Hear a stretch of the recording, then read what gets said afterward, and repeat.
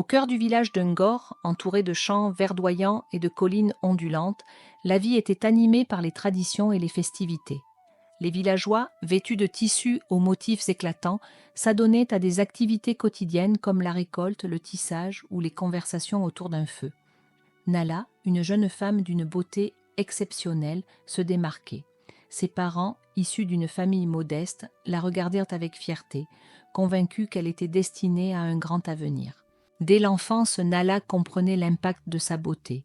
Les garçons suivaient ses mouvements avec admiration, et certaines filles la regardaient avec jalousie. Pourtant, elle restait insouciante, courant dans les champs ou jouant sous l'ombre des grands arbres. Ses parents lui répétaient que la véritable valeur d'une femme ne résidait pas uniquement dans sa beauté, mais dans son cœur. Ses paroles, bien que sages, se heurtaient à son ambition naissante de changer son destin. En grandissant, Nala nourrissait des ambitions plus grandes que ce que le village pouvait offrir. Elle rêvait d'épouser un homme riche et puissant pour goûter à une vie de luxe. Ses pensées l'habitaient, alors qu'elle observait les commerçants prospères venant de l'extérieur. Pourtant, elle restait une fille du village, admirée pour sa grâce naturelle, mais souvent critiquée par des voisines jalouses. Lors d'une fête organisée par Yeni, l'un des commerçants les plus riches de la région, Nala fit sensation. Habillée d'un pagne orné de perles scintillantes, elle attira tous les regards, mais c'est celui de Yeni qui comptait le plus. Impressionné par son élégance, il ne pouvait détourner les yeux. Ils échangèrent un regard, et l'intérêt de Yeni fut immédiatement éveillé. Pour séduire Nala, Yeni déploya des trésors de générosité. Il lui offrit des étoffes précieuses, des colliers en or et des bracelets étincelants. Nala jouait habilement de son charme tout en feignant l'indifférence, gardant Yeni à sa merci. Le mariage de Nala et Yeni fut l'événement de l'année, célébré avec faste. Les invités dansaient et chantaient, vêtus de leurs plus beaux habits traditionnels. Le couple, rayonnant, était assis sous une arche décorée de fleurs. Si Nala semblait heureuse, au fond d'elle, ses ambitions ne s'arrêtaient pas là. Après leur mariage, les premiers désaccords entre Nala et Yeni surgirent. Nala refusa catégoriquement de vivre sous le même toit que ses beaux-parents, arguant qu'elle avait besoin d'intimité et de confort. Pour elle, partager leur maison représentait un obstacle à son ambition de mener une vie luxueuse. Les beaux-parents, pourtant humbles et respectueux, furent blessés par son attitude. Yeni, pris entre deux feux, tentait de calmer la situation, mais les disputes devenaient fréquentes. Malgré ses efforts pour maintenir la paix, la tension entre son épouse et ses parents ne cessait de croître, érodant lentement l'harmonie familiale. Les mauvais traitements constants eurent des conséquences graves. La mère de Yeni, fragile et épuisée par les brimades, tomba gravement malade. Affaiblie, elle peinait à accomplir les tâches imposées par Nala. Pourtant, elle restait silencieuse, ne voulant pas inquiéter son fils. Chaque jour, son état se détériorait davantage.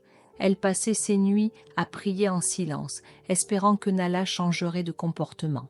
Pendant ce temps, Nala continuait de se comporter comme si de rien n'était, insensible à la souffrance de sa belle-mère. Yeni, préoccupé par ses affaires, restait inconscient de la gravité de la situation. Les tensions évoluèrent rapidement en mépris. Nala ne supportait pas la présence de ses beaux-parents et les accusait injustement de profiter de la fortune de Yeni. Elle les humiliait verbalement, insinuant qu'ils étaient des fardeaux inutiles. Lorsqu'Yeni s'absentait pour ses affaires, elle ne retenait pas sa cruauté. Les beaux-parents, malgré les brimades, restaient silencieux, convaincus qu'exposer le comportement de Nala détruirait le mariage de leur fils. Les villageois, quant à eux, commençaient à murmurer sur l'attitude de la nouvelle épouse, mais personne n'osait intervenir ouvertement. Un jour, Yeni rentra plus tôt que prévu et surprit Nala en train de gifler sa mère. Ce fut pour lui un choc insurmontable. Comment la femme qu'il aimait pouvait-elle agir ainsi ? Il explosa de colère, exigeant des explications. Nala, prise au dépourvu, tenta de minimiser ses actions, mais la rage de Yeni était incontrôlable. Il décida immédiatement de l'expulser de leur foyer, rassemblant ses affaires et les jetant dans la rue devant les villageois rassemblés. Ces derniers, stupéfaits, chuchotaient entre eux, inventant des histoires pour expliquer ce scandale public. L'expulsion publique de Nala devint le sujet principal des conversations du village. Les femmes, autrefois jalouses, se réjouissaient de sa chute, se moquant ouvertement d'elle. Certains hommes, eux aussi, critiquaient sa conduite. Mais la plupart des villageois supposaient qu'elle avait été chassée pour adultère, ajoutant encore plus de malveillance aux rumeurs. Nala, brisée, errait dans le village en évitant les regards, mais cela ne suffisait pas à calmer les commérages. Elle sentait que chaque regard et chaque mot était une attaque contre elle. Blessée dans son orgueil et humiliée publiquement, Nala développa une haine profonde envers ceux qui l'avaient moquée. Elle se promit de se venger, non seulement de son mari, mais aussi des femmes du village. Elle imaginait des plans pour semer la discorde dans leur foyer, utilisant son charme naturel pour séduire leur mari. Sa beauté, désormais teintée d'amertume, devint son arme principale. Convaincue qu'elle avait besoin d'un pouvoir supplémentaire, elle décida de chercher une vieille guérisseuse connue pour ses sortilèges. Déterminée à renforcer son pouvoir de séduction, Nala se rendit dans un village voisin pour rencontrer une vieille guérisseuse réputée pour ses potions et sortilèges.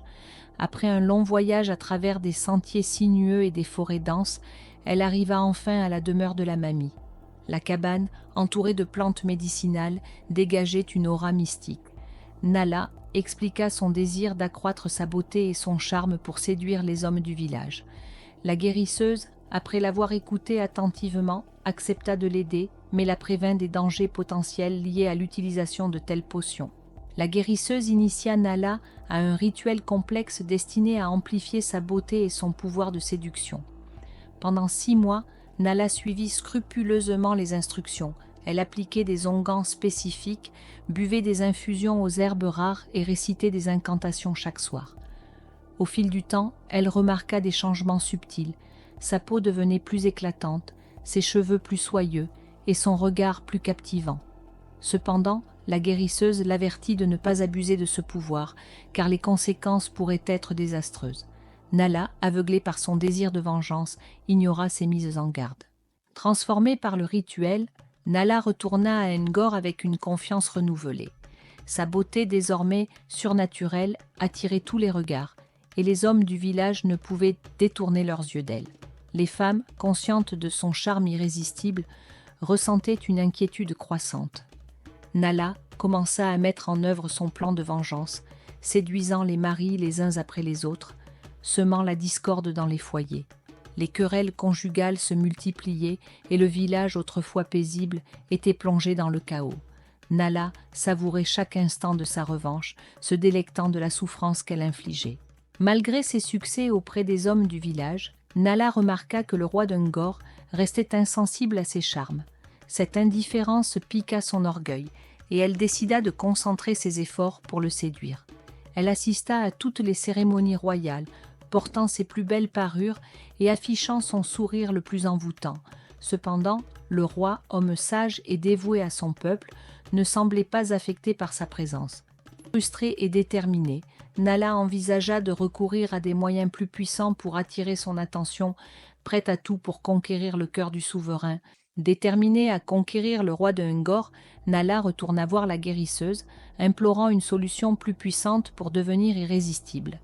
La vieille femme, inquiète des conséquences, hésita avant de lui donner un fruit rare et mystique. « Mange seulement une petite portion, avertit-elle, ou tu risqueras un terrible désastre. » Mais Nala, guidée par son ambition et sa soif de vengeance, ignora ses conseils.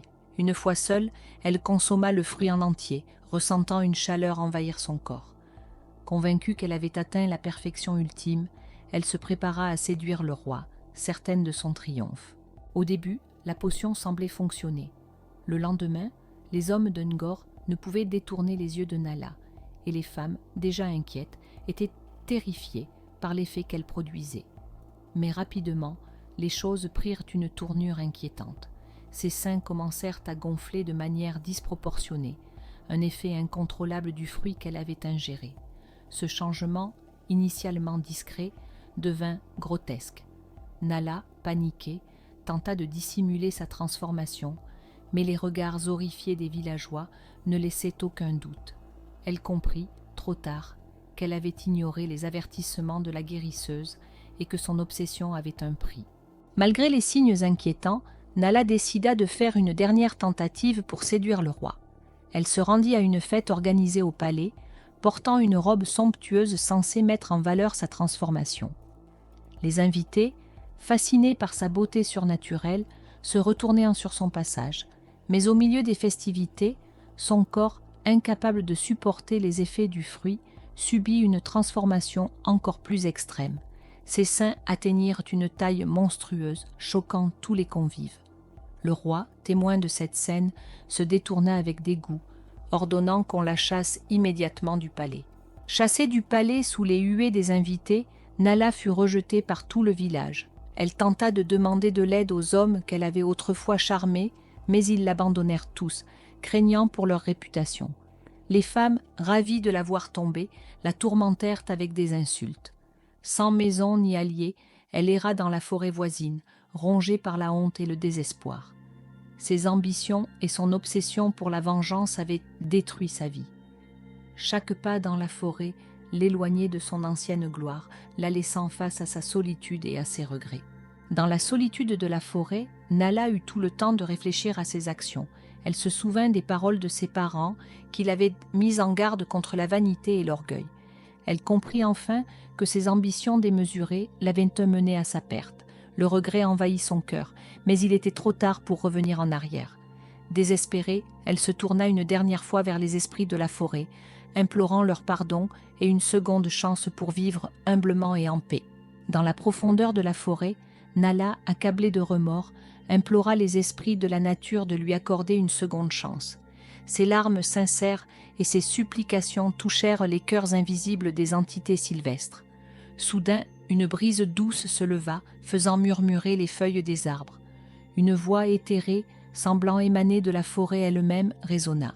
« Nala, tes actions ont semé le chaos, mais ton repentir est entendu.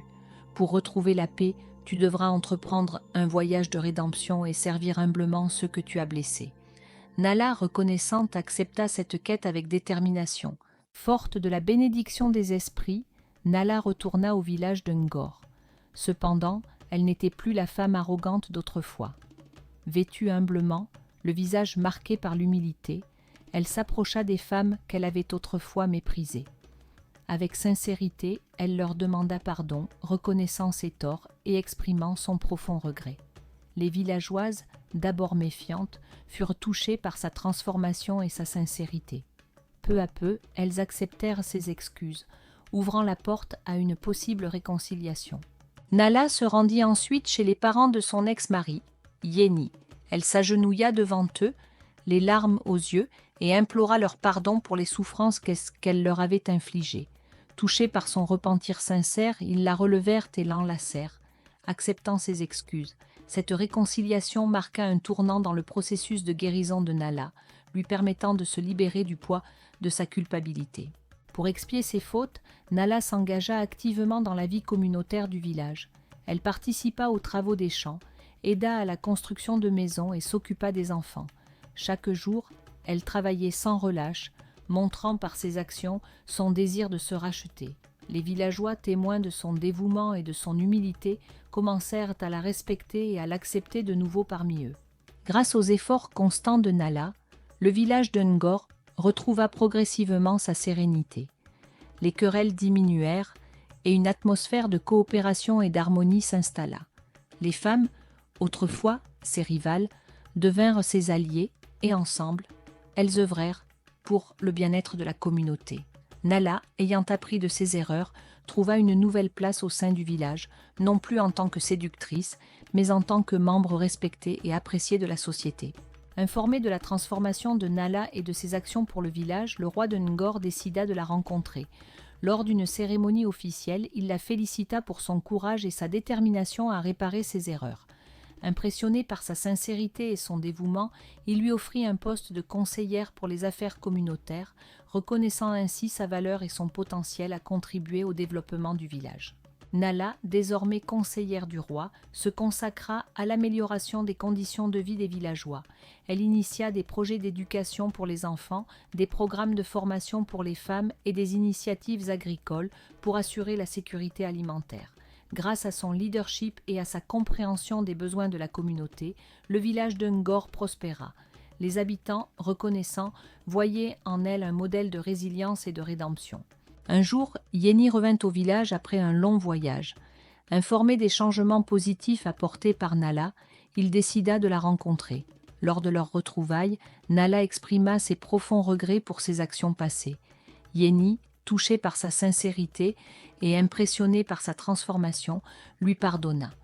Bien qu'ils ne reprirent pas leur relation conjugale, ils développèrent une amitié respectueuse, travaillant ensemble pour le bien-être du village.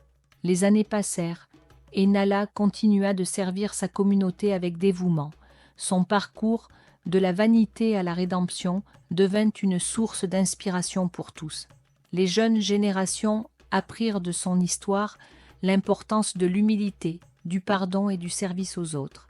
Nala, entourée de l'affection des villageois, trouva enfin la paix intérieure. Son héritage perdura, rappelant à chacun que la véritable beauté réside dans la bonté du cœur et les actions désintéressées. Nala, autrefois d'une beauté naturelle éblouissante et d'une silhouette fine, ne retrouva jamais son apparence d'origine après sa transformation. L'univers, touché par sa sincère repentance, ne l'a pas laissée dans son état extrême et disproportionné. Il lui a accordé une forme généreuse, mais bien loin de l'excès qu'elle avait connu. Ce nouveau corps symbolisait son nouveau départ et la sagesse acquise grâce à ses épreuves. Merci d'avoir regardé cette vidéo jusqu'au bout. J'espère qu'elle vous a plu. Si c'est le cas, n'hésitez pas à laisser un j'aime, à commenter pour me dire ce que vous en avez pensé ou partager vos propres réflexions. Et surtout, partagez cette vidéo avec vos amis ou votre famille. Pensez à vous abonner et à activer la cloche pour ne pas manquer les prochaines histoires. Merci encore et à très bientôt. Bisous.